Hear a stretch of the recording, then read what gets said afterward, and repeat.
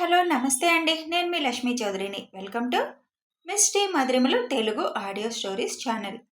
హృదయదాత్రి part 117తో మీ ముందుకు వచ్చేసాను.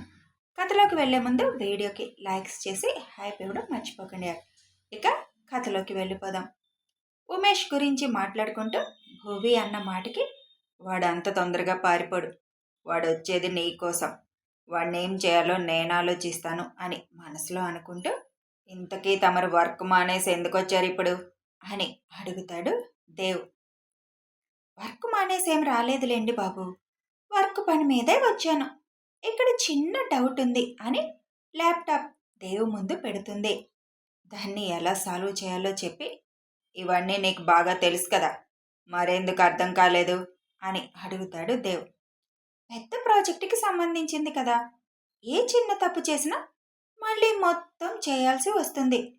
అందుకే ఎందుకొచ్చిన గోలా అని నేను కరెక్ట్ చేస్తున్నానో లేదో తెలియదు కదా, ఒకసారి డౌట్ క్లారిఫై చేసుకుందామని వచ్చాను.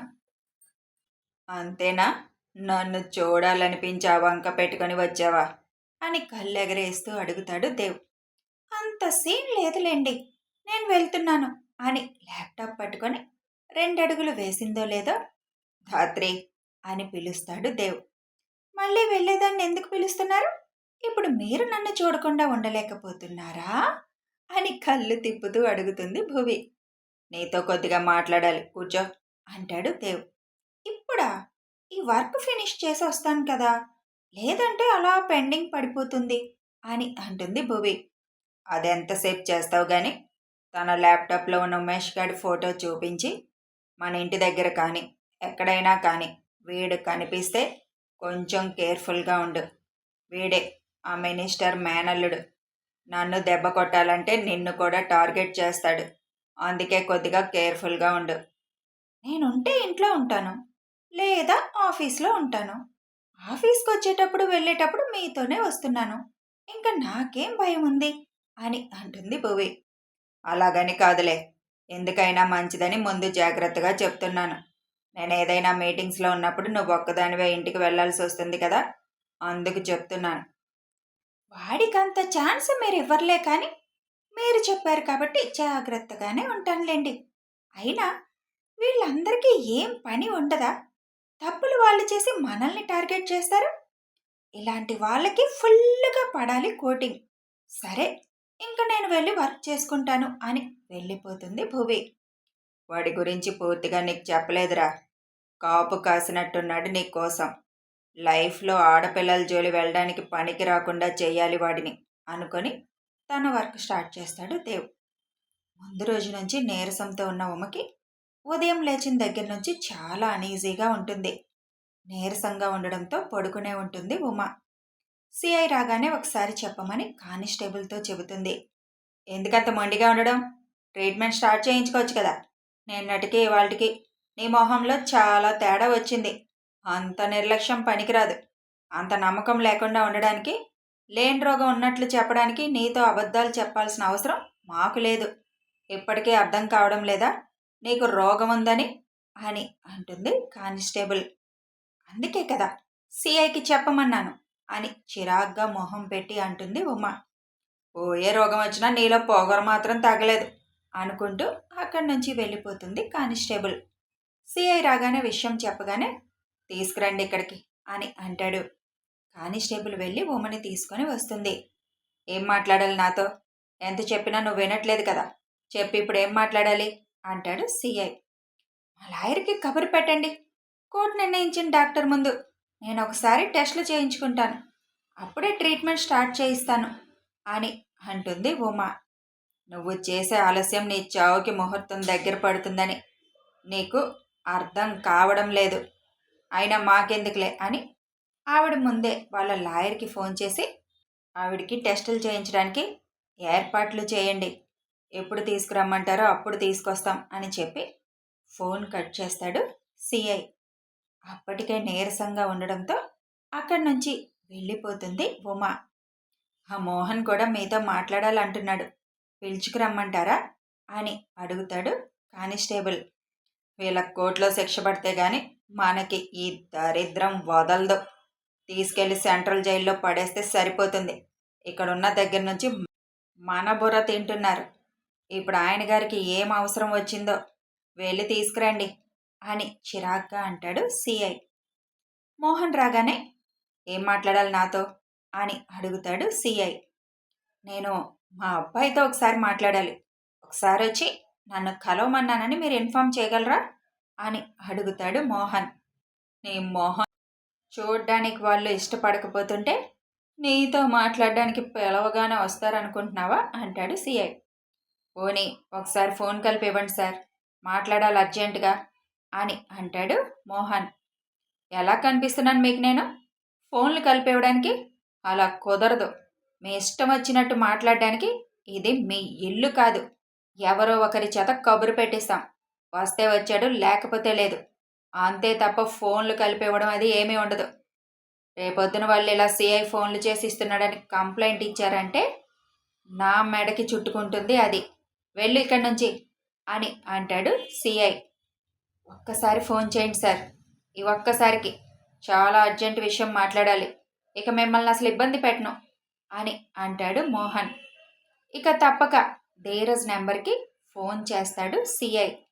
సిఐ నెంబర్ నుంచి ఫోన్ రావడంతో ఎందుకు చేశారో అని ఫోన్ లిఫ్ట్ చేస్తాడు ధీరజ్. హలో సార్, ఏంటి నాకు ఫోన్ చేశారు?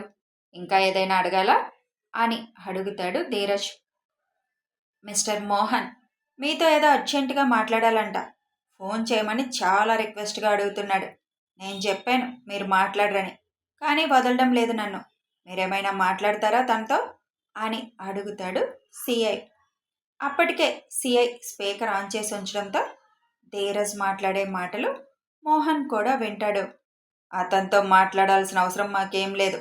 అతనికి మాకు ఏమీ సంబంధం కూడా లేదు.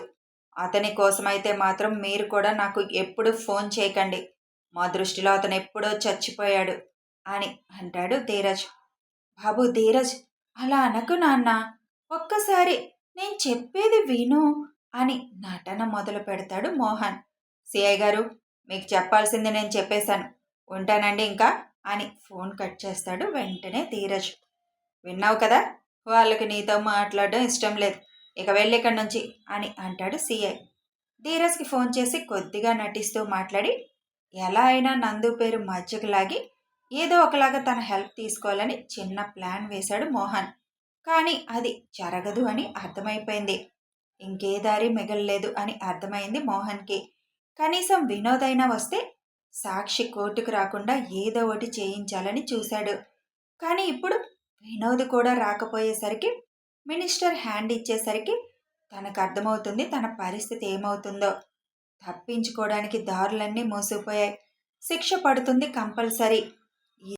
ఈ జైల్లో నేను శిక్ష అనుభవించాలా అని తల పట్టుకొని కూర్చుంటాడు మోహన్. ఇదంతా ఆ దేవ్ వల్లే జరిగింది. వాడు సైలెంట్గా ఉన్నాడు అనుకున్నాను, కానీ నా వెనక ఇంత గోతులు తీస్తున్నాడని అనుకోలేదు. వాడి తండ్రి మీద ప్రేమతో ప్లాన్డ్గా అన్నీ చేసేశాడు. నాకు ఉన్నాడు కొడుకు, కనీసం మాట్లాడడానికి కూడా ఇష్టపడడం లేదు. ఇదంతా ఎవరి కోసం చేశాను? వాళ్ళకి డబ్బులు సంపాదించడం కోసమే కదా. వాళ్ళకి నా మీద కోపం అంతా ఆ ఉమని ఇంట్లో పెట్టడం వల్లే. అప్పుడే వేరే ఇంట్లో ఉందామంటే ఆ దెయ్యం వినలేదు. దానివల్ల ఈరోజు నా పిల్లల దృష్టిలో నేను ఎందుకు పనికిరాని వాడిని అయిపోయాను. ఇదంతా ఆ ఉమ వల్లే. ఇప్పుడు దాని కొడుకే నా మీద పగపట్టాడు, నన్ను జైలుకు పంపించాడు అని తన తప్పుని కప్పిపుచ్చుకొని పక్క వాళ్ళని తప్పుపడుతూ ఆలోచిస్తూ కూర్చుంటాడు మోహన్. ఫోన్ కట్ చేసిన ధీరజ్, ఇప్పుడు నాతో మాట్లాడాల్సిన అవసరం ఏమొచ్చింది ఈయనకి? ఇన్ని సంవత్సరాల్లో ఒక్కసారైనా మాట్లాడినవాడు ఇప్పుడు జైల్లో కూర్చునేసరికి కొడుకు గుర్తొచ్చాడా?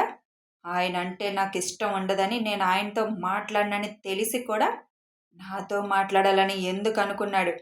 ఆయన పేరు తలుచుకోవాలంటేనే చిరాగ్గా ఉంది. మళ్ళీ ఏ నాటకం ఆడడానికి నాతో మాట్లాడాలి అనుకుంటున్నాడు? అలాంటి వాడు ఒకడు ఉన్నాడని సంగతి కూడా మర్చిపోవడానికి నేను ప్రయత్నిస్తుంటే మళ్ళీ నేనున్నాను ఇంకా అని గుర్తు చేయడానికి చేసినట్టుంది ఫోను. ఈ జన్మకి మారరు ఇలాంటి వారు అని అనుకుంటాడు ధీరజ్. ధీరజ్ క్యాబిన్కి వచ్చిన సరియు ధీరజ్ చిరాగ్గా ఉండడం చూసి, ఏమైంది ధీరజ్ గారు, అంత చిరాగ్గా ఉన్నారు అని అడుగుతుంది. ఏం లేదు సరియు, ఆ మోహన్ నాతో ఏదో మాట్లాడాలని సిఐతో ఫోన్ చేయించాడు. అలాంటి వాళ్ళతో మాట్లాడనని చెప్పాను కానీ అతని టాపిక్ వచ్చేసరికి కొద్దిగా చిరాగ్గా ఉంది అంతే అని అంటాడు ధీరజ్. మాట్లాడడం ఇష్టం లేదని చెప్పారు కదా, ఇక అక్కడితో వదిలేసేయండి. ఆలోచిస్తే అలాగే ఉంటుంది. సరే, ఈ ఫైల్ మీద సైన్ చేయండి అని ధీరజ్ ముందు ఫైల్ పెడుతుంది. దాని మీద సైన్ చేసి ఇచ్చేసి, ఇప్పుడు నీకేమైనా వర్క్ ఉందా సరియు, చిన్న పని మీద బయటకు వెళ్ళాలి, నాతో వస్తావా అని అడుగుతాడు ధీరజ్. ఇంకో మాట మాట్లాడకుండా సరే పదండి అంటుంది. దేవ్ క్యాబిన్లోకి వస్తాడు కిషోర్. ఆ ఉమేష్ గాడి వెనక ఒకడిని పెట్టాను. మ్యాక్సిమం వాడు మినిస్టర్ గెస్ట్ హౌస్లోనే ఉంటున్నాడంట. అక్కడికే ఫోన్ చేసి అమ్మాయిల్ని కూడా రప్పించుకుంటున్నాడు. ఆ వాచ్మెన్కి మనోడు ఏదో ఆశ చూపితే ఈ విషయాలు చెప్పాడు. ప్రాథమిక సమాచారంలో ఇది తెలిసింది అని అంటాడు కిషోర్. పొద్దున్నే కదా వాడి వెనక మనిషిని పెట్టావు. ఈ 2 రోజులు బాగా అబ్జర్వ్ చేయమను. అంటే ఈ రాత్రి, రేపు రాత్రికి. రాత్రులు వాడు బయటికి వెళ్తాడు. ఏ టైంకి వెళ్తున్నాడు, ఏ టైంకి వస్తున్నాడు అన్నది అబ్జర్వ్ చేయమను అని చెబుతాడు దేవ్.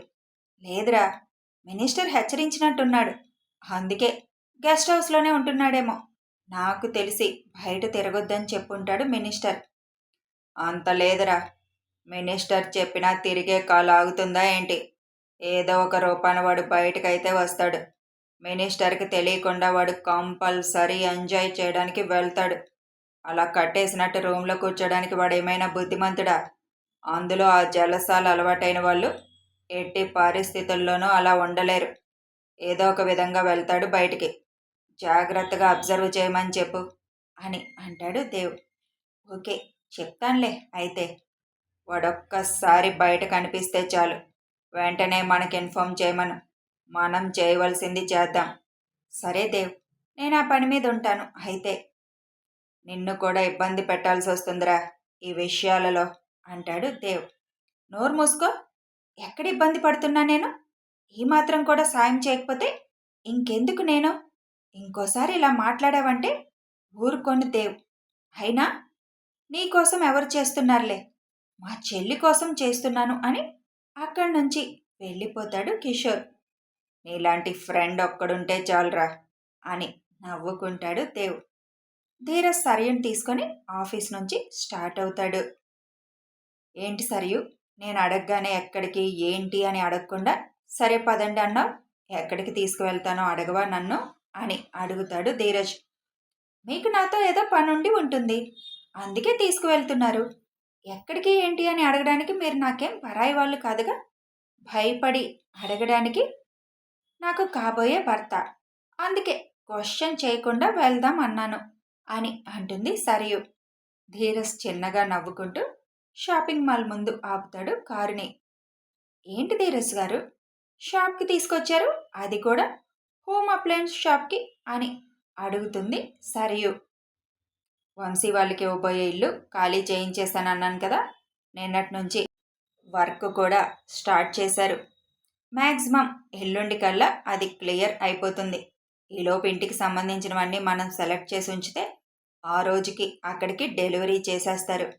పెళ్ళయ్యాక ఇంట్లో వాళ్ళు అడుగు పెట్టే టైంకి అన్నీ రెడీగా ఉండాలి. రేపంతా అమ్మతో ఇంకా కార్డ్స్ డిస్ట్రిబ్యూషన్కి వెళ్ళాలి. అందుకే ఇవాళ ఈ పని చేద్దామని నిన్ను తీసుకొని వచ్చాను. నా ఒక్కడి వల్ల అయితే సెలెక్షన్ అవ్వదు, నీ సెలెక్షన్ బాగుంటుందని తీసుకొచ్చాను అని అంటాడు ధీరజ్. కానీ నందు వంశీ అన్నయ్యని తీసుకొని వస్తే వాళ్ళకి నచ్చినవి కొనుక్కుంటారు కదా అని అంటుంది సరియు. వాడు అసలు ఒప్పుకోడు. ఇప్పుడు ప్రస్తుతం వాడి ఫ్లాట్లో ఉన్నవి సరిపోతాయి అంటాడు. ఇక నందు నీ ఇష్టం అన్నయ్య అంటుంది. వాళ్ళని తీసుకొచ్చి బతిమిలాడి కొనే కన్నా మనం కొనేసి ఇచ్చేస్తే బెస్ట్. వాడు కష్టపడి కొనుక్కున్నవన్నీ వాడి బెడ్రూమ్లో సెట్ చేసుకుంటాడు. మనం మిగిలిన ఇంటీరియర్ అంతా కొనేస్తే చాలు అని లోపలికి తీసుకువెళ్ళి సరియు సెలక్షన్తో మొత్తం కొనేస్తాడు ధీరజ్. అవన్నీ ఏ రోజు డెలివరీ ఇవ్వాలో చెప్పేసి వాటికి పే చేసేసి అక్కడి నుంచి స్టార్ట్ అవుతారు. ఇంకా ఏమైనా వర్క్ ఉందా ధీరజ్ గారు అని అడుగుతుంది సరియు. ఇంకేం లేదు, నీకేమైనా వర్క్ ఉందా, బయట ఏమైనా చేసుకోవాల్సింది అని అడుగుతాడు ధీరజ్. లేదు, ఇంకేం లేదు. ఇంటికి వెళ్ళాక అమ్మతోటే కొద్దిగా బయటికి వెళ్ళాల్సిన పని ఉంది. అని చెబుతుంది సరియు. సరే అయితే నిన్ను ఇంటి దగ్గర డ్రాప్ చేసి నేను వెళ్తానని సరైన ఇంటి దగ్గర డ్రాప్ చేసి ధీరజ్ వెళ్ళిపోతాడు. సాయంత్రం ఇంటికి స్టార్ట్ అయ్యే టైంకి దేవ్కి సిఐ నుంచి ఫోన్ వస్తుంది. హలో సార్, ఏంటి విషయం ఈ టైంలో చేశారు అని అడుగుతాడు దేవ్. రేపు ఆవిడ టెస్టులు చేయించుకోవడానికి ఉస్మానియా హాస్పిటల్కి వెళ్తుంది సార్. వాళ్ళ లాయర్ ఇప్పుడే ఫోన్ చేసి చెప్పాడు. రేపు మధ్యాహ్నం 2 తర్వాత తీసుకురమ్మన్నారంట. మేమిక్కడ 1 గంటకి స్టార్ట్ అవుతాం. ఆవిడ బయటికి వస్తే చెప్పమన్నారు కదా, అందుకే చెప్తున్నాను. ఇక్కడి నుంచి ఉస్మానియా వెళ్లేలోపు ఎక్కడైనా ఆవిడతో మీ బామ్మగారు మాట్లాడొచ్చు. కోర్టు దగ్గర అంటే మీడియా ఉంటుంది, హాస్పిటల్లో అంటే జనాలు ఎక్కువగా ఉంటారు. అలా కాకుండా వెళ్లే దారిలోనే కొద్దిగా లోన్లీ ప్లేస్ ఏదైనా ఉంటే అక్కడ మాట్లాడడం బెస్ట్ కదా అని అంటాడు సిఐ. నేను అదే అనుకుంటున్నాను. అందుకే వాళ్ళు అసలు కోర్టు దగ్గర హాస్పిటల్ దగ్గర మీట్ అవుతానంటే ఇష్టం లేదు నాకు. కానీ నానమ్మ కలవాల్సిందే అని పంతం పడుతుంది. ఒకసారి ఆవిడ కలిసి ఆవిడ మనసులో బాధ ఏదో బయట పెడితే ఆవిడ కూడా ఫ్రీ అవుతారు కదా, అందుకే ఒప్పుకున్నాను నేను. మీరన్నట్లు లోన్లీ ప్లేస్లోనే బెస్ట్. నేను వాళ్ళకి చెప్పుంచుతాను. మీరు అక్కడ స్టార్ట్ అయినప్పుడు నాకు ఇన్ఫర్మేషన్ ఇవ్వండి అని చెబుతాడు దేవ్. ఓకే సార్, నేను మీకు కాల్ చేస్తాను. మీకు ఇంకో విషయం కూడా చెప్పాలి దేవ్ గారు. ఇవాళ మోహన్ కొడుకుకి ఫోన్ చేయమని అడిగాడు. అర్జెంటుగా ఒకసారి కలవాలని గోల చేశాడు. వాళ్ళు ఎలాగో అతన్ని కలవడానికి ఇష్టపడరు కదా, అదే మాట చెప్పినా అతను వినలేదు. అందుకే తప్పక నేనే కాల్ చేశాను. వాళ్ళ అబ్బాయికి ఫోన్ స్పీకర్ ఆన్ చేసి పెట్టేశాను. అతను సింపుల్గా, అలాంటి అతనితో మాకు ఎటువంటి సంబంధము లేదు, అసలు మా దృష్టిలో అతను ఎప్పుడో చచ్చిపోయాడు, ఇంకోసారి అతని కోసం మాకు ఫోన్ చేయకండి అని ఫోన్ పెట్టేశాడు. అది విన్న దగ్గర నుంచి కొద్దిగా ఆలోచనలో పడ్డాడు. నాకు తెలిసినంతవరకు నేరం ఒప్పుకోవడానికే రెడీ అవుతున్నట్టున్నాడు. శిక్ష తప్పించుకోవడానికి లేదా ఎవరి మీదైనా తోయడానికి చూస్తున్నాడు అని అనిపిస్తుంది. చేసుకోనివ్వండి. ఏం చేసుకున్నా మనకొచ్చిన నష్టమేమీ లేదు కదా. మనం చేయాల్సింది మనం చేస్తాం. ప్రపంచం మొత్తానికి వాడు నేరం చేశాడని తెలియడమే నాకు కావాల్సింది. తర్వాత వాడికి శిక్ష వేసేది నేనే కదా. వాడక్కడ శిక్ష తప్పించుకున్నా నా దగ్గర నుంచి తప్పించుకోలేడు కదా అని అంటాడు దేవ్. ఓకే సార్, నేను రేపు ఇక్కడ స్టార్ట్ అవ్వగానే కాల్ చేస్తాను అని ఫోన్ కట్ చేస్తాడు సిఐ. అప్పుడే ఇంకా బయలుదేరదామా దేవ్ అని లోపలికి వస్తుంది భూవి. కథ కొనసాగుతుంది. ఇప్పుడు మరి ఈ బామ్మ మనవరాలు వెళ్ళి ఉమ్మ దగ్గర ఏం మాట్లాడాలనుకుంటున్నారు, ఏ స్టైల్లో వెళ్తారు తెలియాలి అంటే కథని ఫాలో అయిపోండి. వీడియో నచ్చితే ఒక లైక్ చేయండి, షేర్ చేయండి, కామెంట్స్ రూపంలో మీ అభిప్రాయాలు తెలియజేయండి. సబ్స్క్రైబ్ చేసుకొని ఛానల్ సపోర్ట్ చేయండి. Thanks for watching and listening.